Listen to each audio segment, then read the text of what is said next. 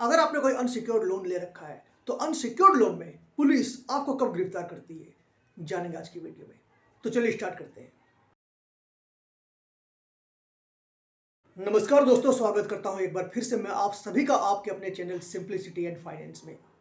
आज की इस वीडियो में आपको जानकारी देने वाला हूं कि अगर आपने कोई अनसिक्योर्ड लोन ले रखा है तो उस कंडीशन में पुलिस आपको कब गिरफ्तार कर सकती है। इससे पहले जिनको जानकारी नहीं उनको ये बता दूं कि अनसिक्योर्ड लोन होता क्या है। अनसिक्योर्ड लोन का मतलब ये होता है कि आपने कुछ भी गिरवी देकर लोन नहीं लिया है। कहने का मतलब ये है कि अगर आपने कोई क्रेडिट कार्ड ले रखा है जहां आपने कुछ भी उनको दे नहीं रखा है जिसको बेचकर वो अपना पैसा वापस ले सके, अगर आपने उनका पेमेंट नहीं किया तो वो एक अनसिक्योर्ड लोन है। Credit card is a good example of unsecured loan. इसके अलावा पर्सनल लोन हो सकता है, इसके अलावा कोई बिजनेस लोन हो सकता है। तो कोई भी ऐसा लोन जहां आपको लोन तो दे दिया गया है लेकिन उसके बदले में आपसे कुछ लिया नहीं गया है, न आपकी कोई प्रॉपर्टी ले रखी गई है, न किसी प्रॉपर्टी के कागजात रखे गए हैं, न कोई बंगला रखा गया है, न कोई कोठी रखी गई, कुछ भी नहीं ले रखा गया है, न कोई गोल्ड रखा गया है, तो ऐसी कंडीशन में आपको जो लोन मिलता है that is unsecured loan. Unsecured loan के मामले में भी क्या पुलिस गिरफ्तार आपको कर सकती है? The answer is yes. Conditions apply कर सकती है लेकिन कुछ शर्तें होती है उसमें।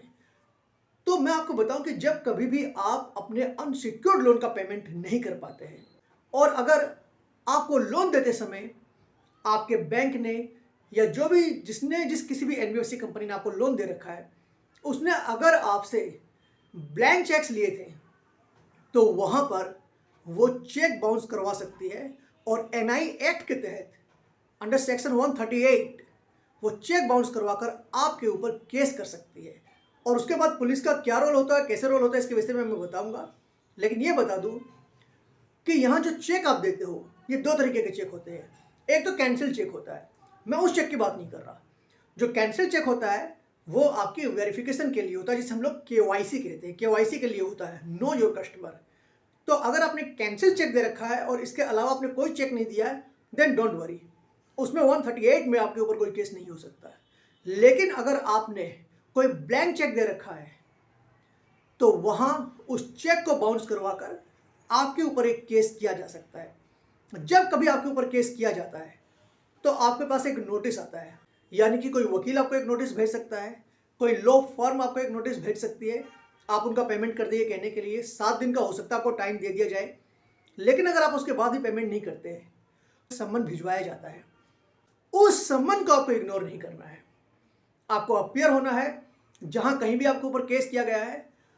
और वो केस ज़्यादातर आपके शहर के बाहर ही करते हैं। जो भी कंपनीज होती है जो आपका चेक बाउंस करवाती है वो आपके सिटी से बहुत दूर, कई किलोमीटर दूर, कई किलोमीटर नहीं बल्कि कई सौ किलोमीटर दूर करवाती है। उदाहरण के तौर पर अगर आप मुंबई में रहते हैं तो कोलकाता में आपका चेक बाउंस करवा दिया, दिल्ली में अगर आप रहते हैं तो हैदराबाद में आपका चेक बाउंस करवा दिया, हैदराबाद में अगर आप रहते हैं तो कहीं और आपका चेक बाउंस करवा दिया।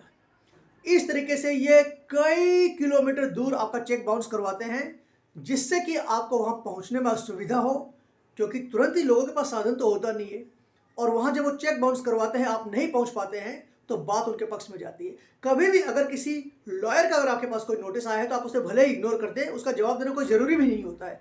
लेकिन अगर किसी कोर्ट का सम्मन अगर आपके पास आया है तो वैसी कंडीशन में बहुत ज़रूरी है कि जिस किसी भी सिटी में आपके ऊपर केस किया गया है आप वहां जाकर वहां अपनी अपीयरेंस बिल्कुल दर्ज करवा दें। अब मैं बात ये कर रहा था कि अनसिक्योर्ड लोन में पुलिस कब गिरफ्तार करती है। तो अगर आपने अनसिक्योर्ड लोन में ब्लैंक चेक दे रखा है और कोर्ट का सम्मन आने के बाद भी अगर आप अपीयर नहीं हो रहे हैं, वहां अपनी प्रेजेंस दर्ज नहीं करवा रहे हैं, तो वैसी कंडीशन में आपके खिलाफ एक वारंट इशू हो सकता है। पहले अवेलेबल वारंट इशू होगा, उसके बाद नॉन अवेलेबल। और अगर फिर भी आप नहीं जाते हैं देन पुलिस का रोल होता है।